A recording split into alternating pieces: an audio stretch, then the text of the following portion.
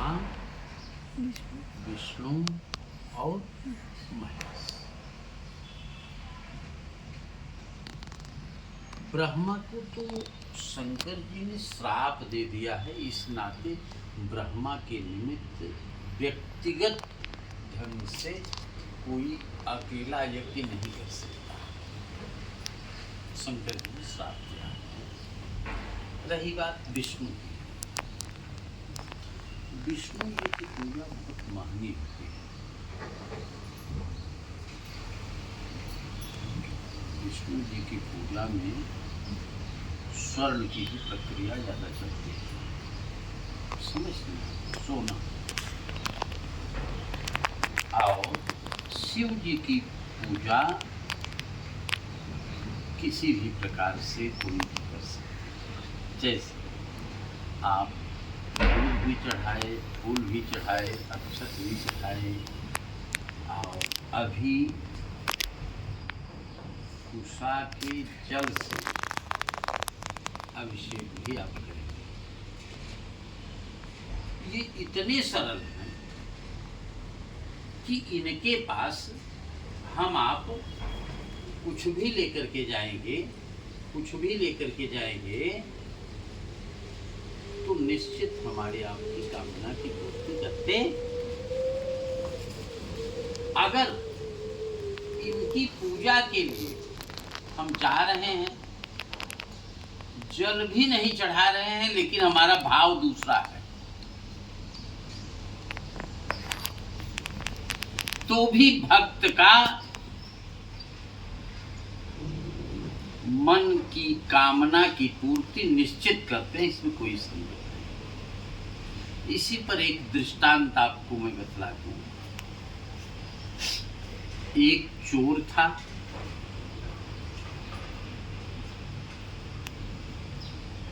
और चोरी करने की आहट में एक हफ्ते तक घूमा, लेकिन कहीं चोरी करने का मौका नहीं मिल पाया उसे।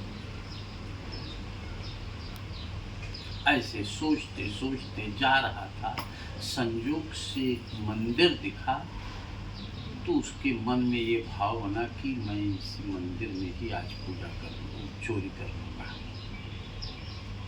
अब मंदिर के पास गया तो मंदिर में जब शंकर जी की मंदिर को देखा तो और आश्चर्य में पड़ा कि यहाँ तो शंकर जी के मंदिर में कहाँ कुछ रहता है, बहुत रहेगा तो घंटा रहेगा। लेकिन इतना वो हार गया था कि उसके मन में ये जिज्ञासा बनी कि हम शंकर जी के मंदिर में ही चोरी करेंगे, आज चोरी करेंगे। और भीड़ लगी थी मंदिर में। अब वो चोरी करने की आहट में लाइन में लग गया, और जितने लोग लाइन में लगे थे, किसी के पास जल थे, किसी के पास फूल थे, किसी के पास फल थे, किसी के पास दूध थे, किसी के पास बेलपत्ती थे। 25-50 लोगों की लाइन में था। और जब शंकर जी के पास पहुंचे तो उसके आगे वाला भी व्यक्ति जो लिया था वो चढ़ा देता था, पीछे वाला भी व्यक्ति जो लिया था वो चढ़ा देता था। और इसके पास तो खूब कुछ था नहीं, ये केवल निगाह लगाया था कि शंकर जी के ऊपर जो घंटी लगी है, बड़ा वाला घंटा है, उसके दिमाग में ये बात आई कि ये घंटा अगर मैं निकाल लूँगा तो एक आध हफ्ते की चोरी करना मेरा न होगा तो भी कोई दिक्कत नहीं, काम चल जाएगा।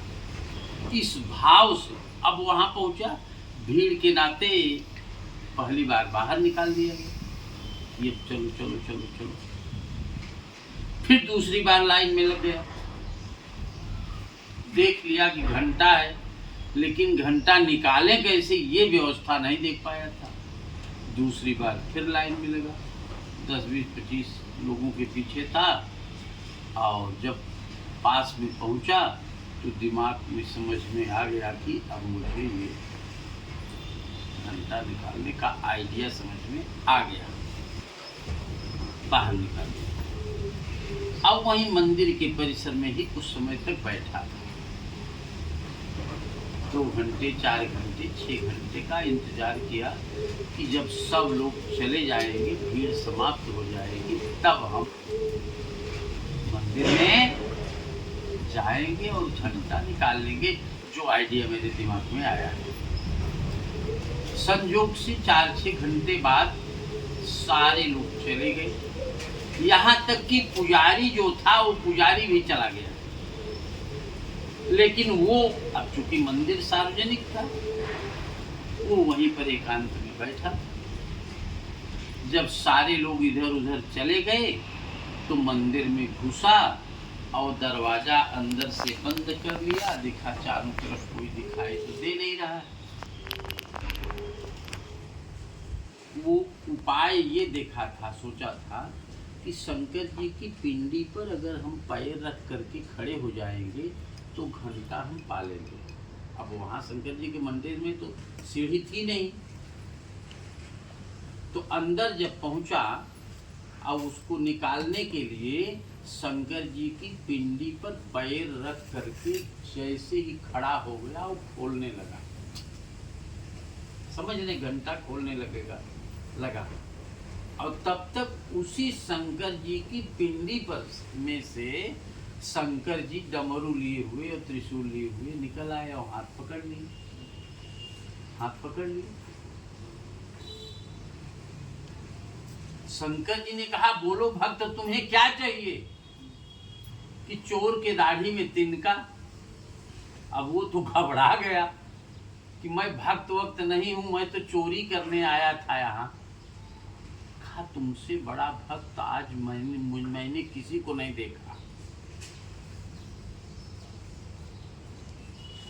2 बार तुम लाइन में लगे थे, तुम्हारे लाइन में 25-50 लोग थे और सब के हाथ में कुछ न कुछ था। कोई बेलपत्ती चढ़ाया, कोई फूल चढ़ाया, कोई फल चढ़ाया, कोई दूध चढ़ाया, कोई जल चढ़ाया।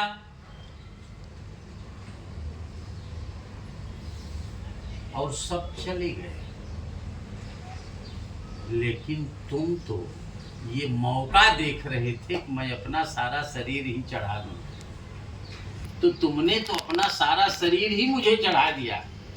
इसलिए बोलो तुमको क्या चाहिए। ये इतने सरल हैं, इनके पास हम किसी भी भाव से जाएंगे तो निश्चित हमारा आपका कल्याण करेंगे, इसमें कोई संदेह नहीं है। अब हाथ जोड़िए और बोलिए, मृत्युंजय महादेव त्राहि मां शरणागत जन्म मृत्यु जरा व्याधि पीडितम कर्म बंधनई शिवः काशी शिवः काशी काशी काशी शिवः त्राहि मां पार्वती नाथ सर्व पाप सर्व कष्ट सर्व दुख हरो भव।